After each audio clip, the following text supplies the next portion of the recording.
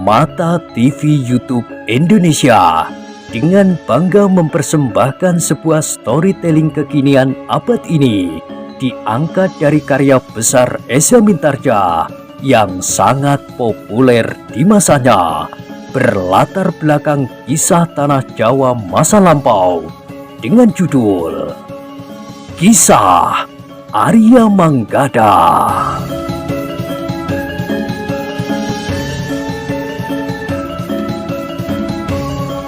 Pada kesempatan yang sangat baik ini, kita masuk pada episode yang ke-59. Selamat menikmati.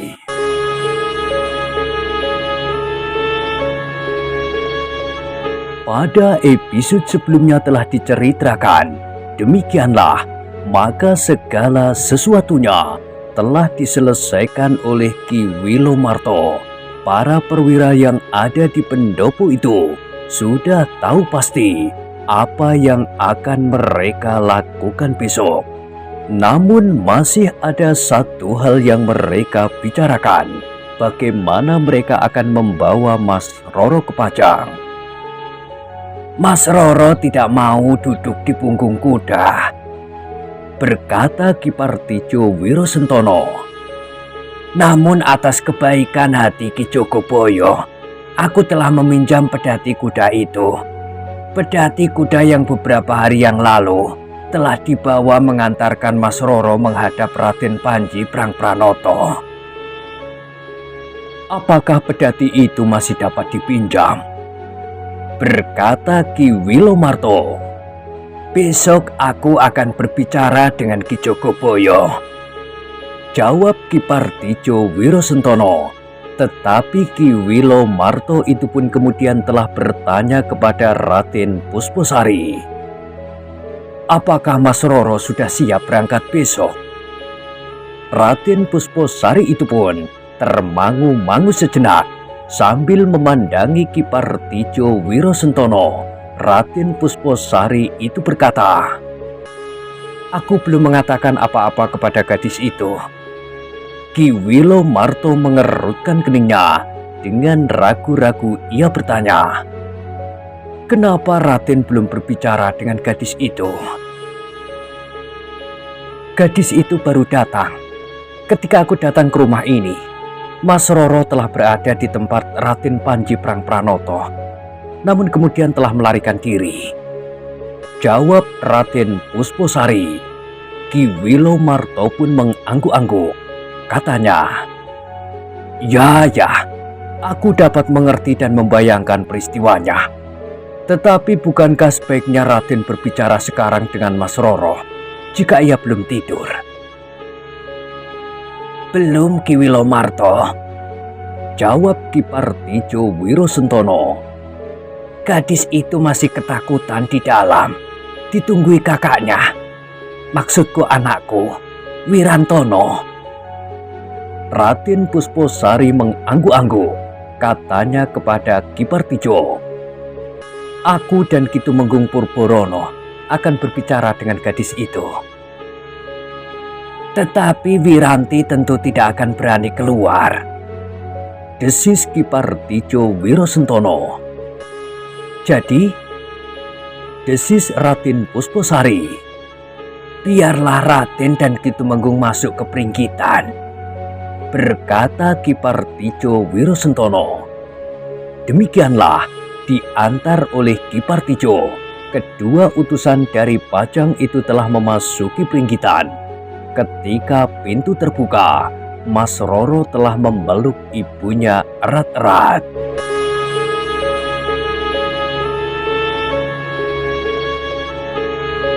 Jangan takut, berkata ayahnya. Keduanya adalah utusan dari Pajang yang justru telah menolongmu.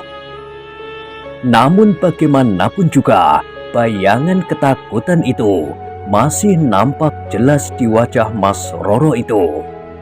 Raden Pusposari dan Ki Tumenggung Purborono itu pun kemudian telah duduk di ruang dalam. Dengan sangat berhati-hati, Raden Pusposari mulai berbicara dengan Wiranti yang kemudian disebut Mas Roro. Mas Roro sendiri menjadi sangat terkejut mendengar keterangan itu. Bahkan ketika ia menyadari bahwa para petugas utusan dari Pajang itu berniat menjemputnya dan membawanya ke Pajang, Mas Roro telah memeluk ibunya erat-erat. Hampir berteriak, Mas Roro menangis. "Aku tidak mau, aku tidak mau." Bagi Mas Roro memang tidak ada orang lain yang dianggapnya sebagai ayah dan ibunya kecuali Ki Partidjo Wirosentono suami istri. Meskipun keduanya tidak lebih dari orang-orang Padesan saja, tetapi Mas Roro merasakan kesejukan kasih sayangnya sejak ia masih belum menyadari kehadiran dirinya.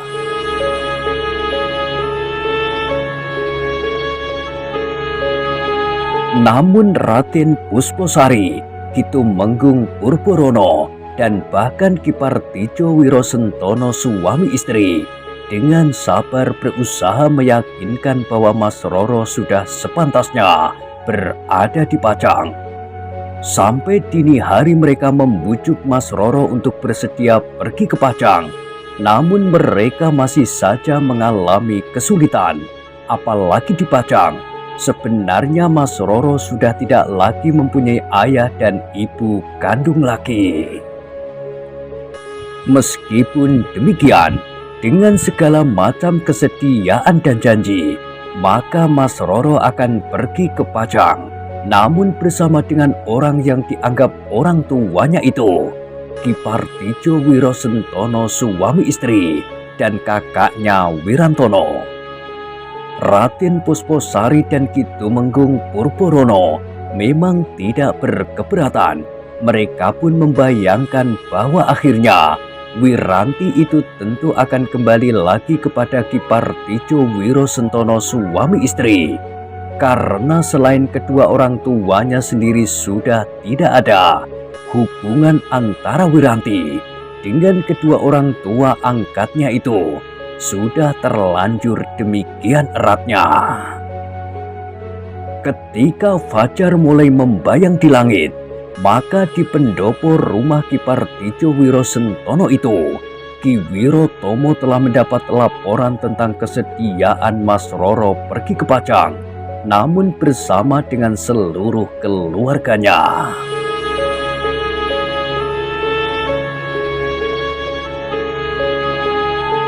Tentu tidak berkeberatan, berkata Ki Wilomarto. Bagaimanapun juga, nama Pangeran Kuda Kertonoto masih juga dihormati. Demikian pula dengan Raden Kuda Respodo, ayah Wiranti itu. Ketika kemudian matahari terbit, maka para perwira prajurit Pajang itu justru baru mulai beristirahat. Namun demikian, Raden Panji Prangpranoto merasa bahwa dirinya selalu berada di dalam pengawasan. Menjelang siang, mereka akan meninggalkan tempat itu ke arah yang berbeda. Meskipun perjalanan mereka akan mereka lakukan sampai jauh malam, Ki Wilomarto akan membawa Raden Panji Prangpranoto ke Pajang bersama-sama dengan Raden Pusposari dan Ki Tumenggung Purborono yang akan membawa Mas Roro dengan seluruh keluarganya ke Pajang. Sedangkan Ki Panji Wirotomo bersama para prajurit yang datang bersama Raden Panji serta para pembantunya akan kembali ke padukuhan induk pengendalian pasukan Pajang yang semula dipimpin oleh Raden Panji Prangpranoto. Namun dalam pada itu, sebelum semuanya berangkat meninggalkan rumah Ki Partidjo Wirosentono, setelah Ki Jogoboyo meminjamkan pedati kudanya, maka dua orang anak muda telah menemui Ki Partidjo Wirosentono untuk minta diri. "Tidak," jawab Ki Partidjo Wirosentono. "Kalian berdua akan pergi bersama kami ke Pajang." Terima kasih Ki Partijo, jawab Manggada. Kami sudah terlalu lama tersangkut di Padukuhan Nguter ini. Karena itu, maka kami mohon diri untuk menentukan perjalanan kami. Sebenarnya lah kami sedang menempuh perjalanan pulang untuk menjumpai orang tua kami setelah beberapa lama mengembara. Siapakah mereka Ki Partijo? Bertanya Ki Wirotomo. Dengan singkat Ki Partijo telah menceritakan tentang kedua orang anak muda itu yang bersama-sama dengan anaknya telah membebaskan Wiranti dari tangan Raden Panji. Namun Wirantono sempat menceritakan apa yang pernah dilakukan oleh keduanya. Manggada dan Laksono adalah orang yang telah menyelamatkan Mas Roro dari kuku-kuku dan taring harimau lapar. Namun keduanya pula yang telah melepaskan Mas Roro dari nafsu hitam Kirso, pamannya. Tanpa kedua orang anak muda itu, maka para prajurit yang dikirim oleh Raden Panji untuk menjemput Mas Roro tentu akan dihancurkan di perjalanan, berkata Wirantono. Kemudian Ki Wilomarto mengangguk-angguk. Sebagai seorang yang berilmu tinggi, maka ia pun dapat melihat kemampuan yang terpancar pada kedua orang anak muda itu. Maka katanya kemudian, "Anak-anak muda, jika berkenan di hati kalian, aku ingin menawarkan agar kalian bersedia menjadi prajurit di Pajang." Namun Manggada menjawab, "Kami mengucapkan terima kasih. Memang sangat menarik bagi kami untuk menjadi seorang prajurit. Tetapi kami mohon untuk minta izin dahulu kepada orang tua kami." Ki Wilomarto tersenyum. Katanya, "Baiklah, sebenarnya kalian memang minta izin lebih dahulu." Dengan demikian, maka Ki Partijo Wirosentono suami istri, Wirantono dan bahkan Mas Roro sendiri tidak dapat lagi mencegahnya. Manggada dan Laksono benar-benar meninggalkan Padukuhan Nguter dengan 1000 macam kesan dan kenangan. Kedua anak muda itu sempat melihat sepasang mata Raden Panji Pranoto yang menyala. Namun ia pun melihat senyum ramah Raden Pusposari dan pandangan lembut Ki Tumenggung Purborono.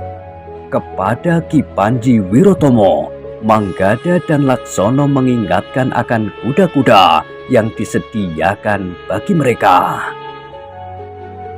"Kuda itu masih ada di sini," desis Manggada. Ketika mereka berdua meninggalkan halaman rumah itu, Mas Roro dan keluarganya telah melepaskan mereka sampai ke Regol. Dengan nada yang lemah Mas Roro berbisik, "Terima kasih. Aku tidak akan pernah melupakan kalian berdua." Manggada dan Laksono hanya dapat menarik nafas. Namun mereka pun kemudian telah melangkah meninggalkan Regol halaman. Semakin lama semakin jauh. Kedua orang anak muda itu telah menyusuri jalan Padukuhan Nguter yang menjadi sibuk karena persoalan Mas Roro. Beberapa orang prajurit masih nampak sibuk mempersiapkan segala sesuatunya. Namun Manggada dan Laksono berjalan semakin lama semakin jauh, sehingga keduanya telah meninggalkan pintu gerbang Padukuhan. Sebuah padukuhan yang ternyata menyimpan persoalan yang justru menjadi rumit. Sementara itu, panas matahari terasa menyengat kulit. Namun hijaunya batang padi di sawah membuat udara terasa segar. Pohon turi yang tumbuh di sebelah menyebelah jalan bulak telah memberikan perlindungan kepada para pejalan. Sementara bunganya setiap kali dipetik untuk dimasak bersama beberapa jenis dedaunan. Parit di pinggir jalan mengalir deras. Airnya jernih menyusup di antara rerumputan yang tumbuh di tanggul. Di teriknya sinar matahari masih nampak beberapa orang bekerja di sawah. menyiangi rumput liar yang tumbuh di sela-sela batang padi. "Kita sekarang akan pulang," berkata Manggada. Laksono menarik nafas dalam-dalam. Katanya, "Jalan ini adalah jalan yang langsung menuju ke Pajang, meskipun kita tidak akan sampai ke Pajang pada hari ini." Manggada mengangguk-angguk. Dengan nada rendah ia berdesis, "Bukankah kita masih mempunyai uang serba sedikit? Kita masih mempunyai cukup uang. Kita belum banyak mempergunakannya dalam perjalanan," jawab Laksono. Manggada mengangguk-angguk. Hampir di luar sadarnya ia berkata, "Ternyata Mas Roro bukan gadis desa." Laksono tertawa. Katanya, "Gadis itu juga menuju ke Pajang hari ini.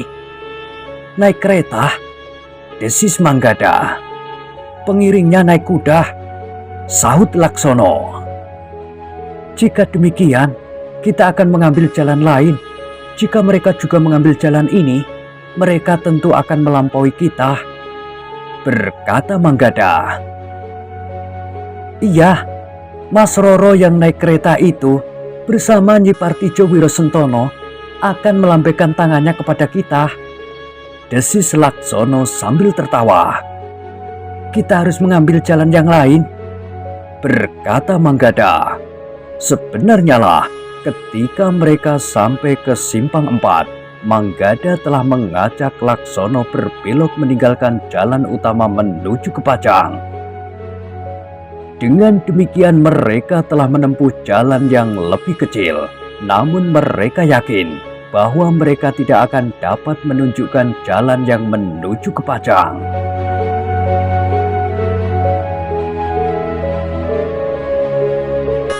Ternyata jalan yang lebih kecil itu justru telah melewati sebuah padukuhan yang besar. Di sudut padukuhan itu terdapat sebuah pasar yang agaknya cukup ramai di pagi hari. Menilik luasnya dan beberapa gubuk di tepi pasar yang dipergunakan oleh para pandai besi, maka pasar itu merupakan pasar yang cukup penting, setidak-tidaknya di hari pasaran sepekan sekali. Tetapi ketika keduanya melewati jalan di sebelah pasar itu, maka pasar itu sudah menjadi sepi. Meskipun demikian, masih juga ada sebuah kedai yang masih dibuka. Bahkan masih ada 1-2 orang di dalamnya pula. "Kita berhenti sebentar, aku haus," desis Laksono. Manggada mengangguk. Ia pun merasa sangat haus setelah berjalan di bawah teriknya matahari di Bulak Panjang. Di kedai itu, Manggada dan Laksono itu mendengar beberapa orang yang telah ada di dalamnya berbicara tentang padukuhan mereka. Ternyata mereka adalah orang-orang yang tinggal di sekitar pasar itu. Seorang di antara mereka berkata, "Ternyata keadaan mulai menjadi buruk lagi. Perselisihan di antara kedua orang yang berpengaruh itu akibatnya tidak hanya menimpa mereka dan keluarga mereka, tetapi orang-orang yang terkait dalam kerja dengan mereka pun terpengaruh pula." Manggada dan Laksono yang sedang minum minuman hangat itu pun tergoda untuk mendengarkannya. Namun kemudian keduanya menarik nafas dalam-dalam hampir bersamaan. Ternyata yang mereka bicarakan benar-benar persoalan keluarga. Seorang yang lain berkata, "Lamaran yang semula nampaknya akan diterima itu, kenapa tiba-tiba saja telah ditolak? Kau benar-benar tidak tahu sebabnya?" Orang pertama bertanya. "Tidak." "Itulah, semula keadaan membaik. Keduanya nampaknya akan mengizinkan anak-anak mereka menikah. Tetapi tiba-tiba keadaan menjadi buruk lagi ketika mereka mulai berbicara tentang air yang mengalir di antara sawah-sawah mereka yang sudah lama menjadi sengketa," jawab orang pertama. Yang lain mengangguk-angguk. Mereka mengerti bahwa persoalan air telah menjadi persoalan yang berkepanjangan di antara kedua keluarga dari orang-orang yang berpengaruh di padukuhan itu. Nampaknya perselisihan itu akan diakhiri dengan perkawinan antara anak-anak mereka. Tetapi perkawinan itu pun telah urung pula. Manggada dan Laksono tidak menaruh banyak perhatian tentang persoalan keluarga itu. Namun yang kemudian menarik adalah justru ketika mereka berbicara tentang pasar yang cukup luas itu. Dari pembicaraan mereka, Manggada dan Laksono dapat mengetahui bahwa pasar itu adalah pasar yang terbesar di antara 3 buah pasar yang ada di Kademangan mereka. Justru lebih besar dari pasar yang ada di Kademangan induk. Namun pembicaraan mereka terputus ketika 2 orang di antara mereka harus meninggalkan gede itu. Kami masih harus melihat air. Jika kotak sawah kami sudah penuh, kami harus menutupnya. Kotak-kotak sawah yang lain tentu membutuhkannya, berkata salah seorang dari mereka yang meninggalkan gede itu. Manggada dan Laksono pun kemudian telah membayar harga minuman dan beberapa potong makanan. Ketika mereka keluar dari gede itu, matahari sudah condong di sisi barat. Keduanya pun kemudian telah melanjutkan perjalanan melewati lorong di dalam padukuhan yang cukup besar itu. Beberapa rumah di pinggir jalan itu memang cukup besar dan rapi. Agaknya padukuhan itu termasuk padukuhan yang berkecukupan. Namun ketika Manggada dan Laksono melewati 3 padukuhan yang disekat oleh bulak-bulak panjang, matahari sudah menjadi sangat rendah. Sebentar lagi senja tentu akan segera turun. Apakah kita akan bermalam di sini? Bertanya Manggada. Laksono termangu-mangu. Padukuhan itu memang tidak sebesar padukuhan yang memiliki pasar terbesar di Kademangan itu. Tetapi nampaknya padukuhan itu cukup ramai. Kita bermalam di padukuhan yang kecil dan sepi saja, berkata Laksono. Kenapa? Bertanya Manggada. Nampaknya di sini terlalu sibuk. Jika bermalam di Banjar, agaknya di Banjar padukuhan itu pun banyak terdapat anak-anak muda atau orang-orang lain dengan kesibukannya, jawab Laksono. Manggada mengangguk. Katanya, baiklah, kita melintas 1 bulak lagi.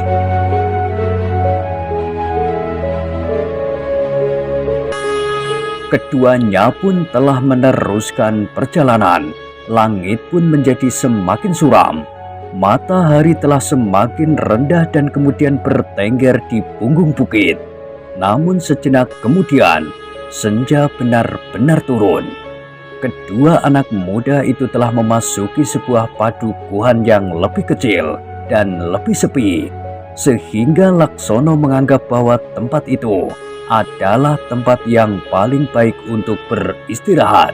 Apalagi di pinggir padukuhan itu terdapat sebuah sungai kecil yang airnya cukup jernih. Karena itulah kedua orang anak muda itu telah menuju ke Banjar Padukuhan ketika malam mulai turun. Ternyata Banjar Padukuhan yang tidak begitu besar itu nampak sepi. Lampu memang sudah dinyalakan, tetapi tidak ada seorang pun yang nampak di Banjar maupun di halamannya. Agaknya orang yang menyalakan lampu minyak itu telah pergi pula meninggalkan Banjar yang kosong itu. Manggada dan Laksono termangu-mangu sejenak, namun Manggada pun kemudian berdesis. Suasana yang sesuai dengan keinginanmu. Sepi. Laksono berdesah. Kita bertanya di rumah sebelah. Keduanya telah pergi ke rumah di sebelah Banjar itu. Rumah yang juga tidak begitu besar, meskipun halamannya cukup luas, namun nampaknya tidak cukup terpelihara.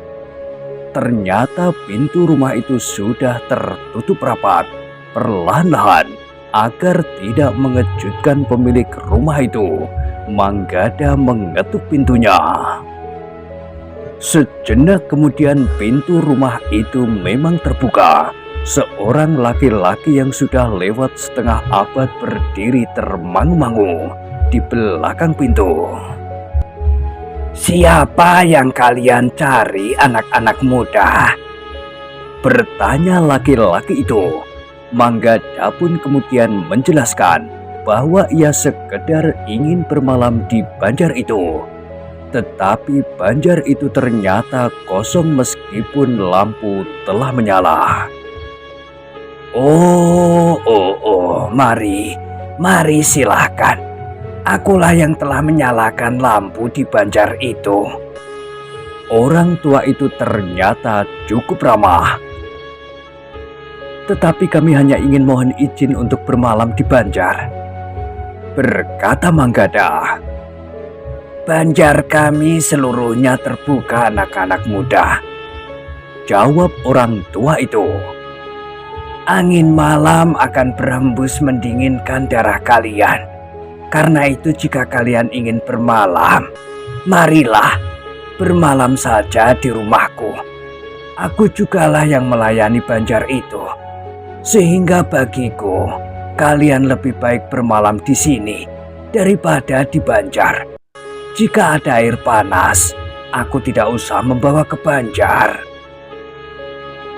"Tetapi kami tidak ingin membuat Kiai menjadi sibuk," jawab Manggada. "Kami hanya ingin tidur, itu saja." "Sudahlah, marilah, jangan segan-segan. Di rumah ini aku juga hanya sendiri." Orang tua itu masih saja mempersilahkan.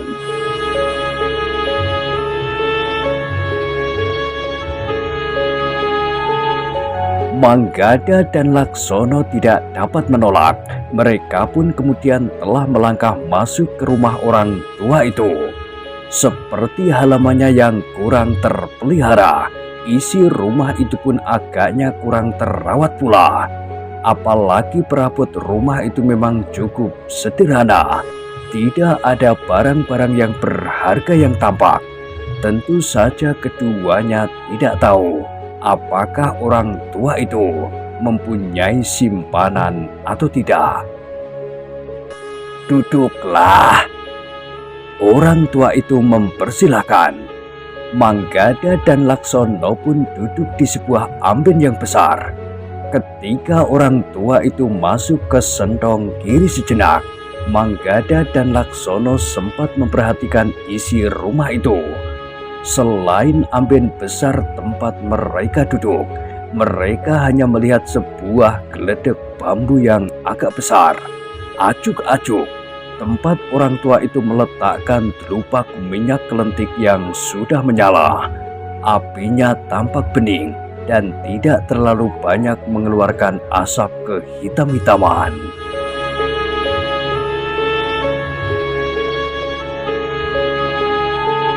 Sejenak kemudian orang tua itu telah keluar dari sentong kiri. Ternyata ia telah membenahi pakaiannya, dikenakannya baju yang lebih pantas, serta merapikan rambutnya yang panjang di bawah ikat kepalanya. "Di sini Angger berdua tentu merasa lebih hangat daripada di banjar," berkata orang tua itu. "Tetapi kami benar-benar tidak ingin merepotkan Kiai. Kami hanya ingin tidur. Besok pagi-pagi kami ingin melanjutkan perjalanan," jawab Manggada dan Laksono. "Angger berdua itu akan pergi kemana?" bertanya orang tua itu. Manggada dan Laksono sempat menceritakan serba sedikit tentang perjalanannya. Mereka mengatakan bahwa mereka ingin pulang.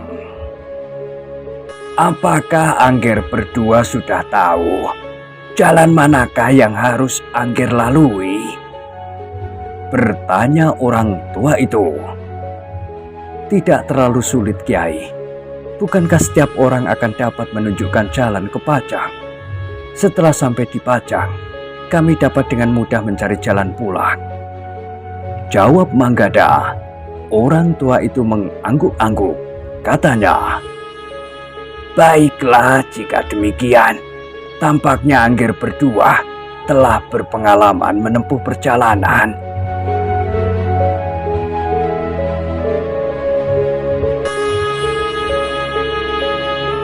Kami memang sedang menempuh perjalanan panjang. Mungkin jauh lebih panjang dari jalan yang seharusnya menuju Pajang. Karena kami memang sedang mengembara.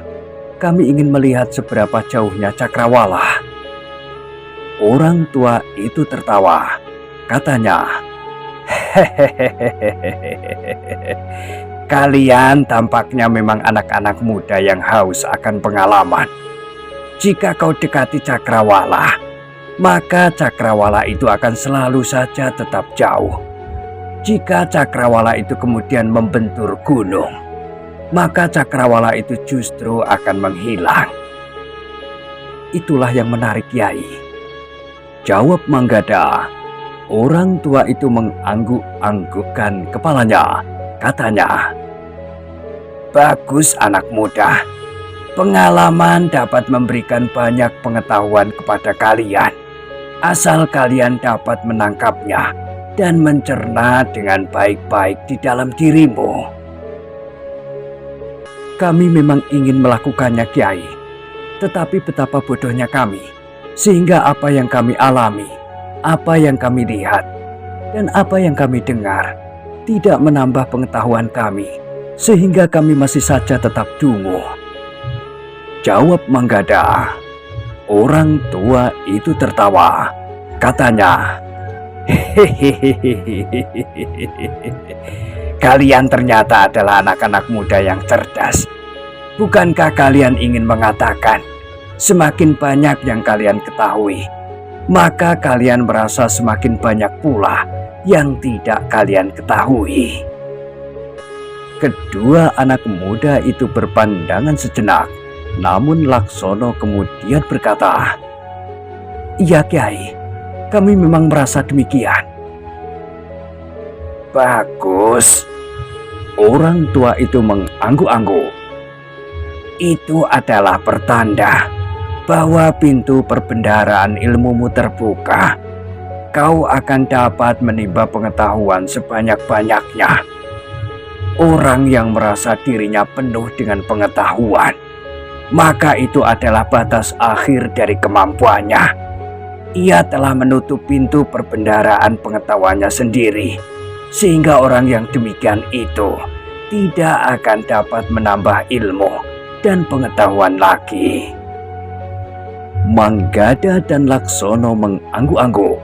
Menurut pendapat kedua anak muda itu, orang tua itu ternyata memiliki jangkauan penalaran yang jauh lebih luas dari wujud kewadakannya yang sangat sederhana itu.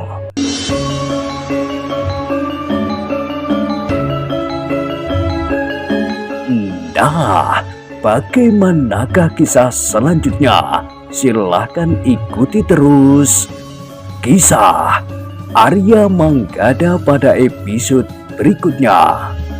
Sampai jumpa.